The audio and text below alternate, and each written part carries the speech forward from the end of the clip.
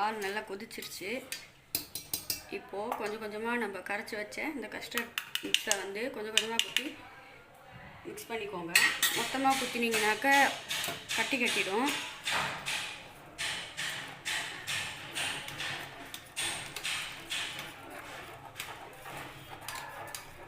அப்படியே நல்லா மிக்ஸ் பண்ணிக்கோங்க. இது கொஞ்ச நேரத்துலேயே கெட்டியாயிடும். டேஸ்ட்டு ரொம்ப சூப்பராக இருக்கும். இது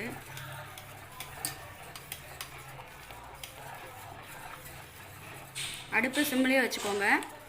பெருசாக வச்சிங்கனாக்கா மொத்தமாக கட்டிடும். அப்புறம் பால் வந்து திரிஞ்சு போயிடும். பாருங்கள், இப்போவே நம்மளது எவ்வளோ சூப்பராக திக்காயிடுச்சு பாருங்கள். இன்னும் ஒரு 5 நிமிஷம் கைவிடாத கலரிக்கோங்க. நல்லா கலரிக்கோங்க. அதுக்கப்புறம் நம்ம சர்க்கரையை சேர்த்துக்கலாம். சர்க்கரையை சேர்த்து ஒரு 5 நிமிஷம் கரையிற வரலும் பார்த்துட்டு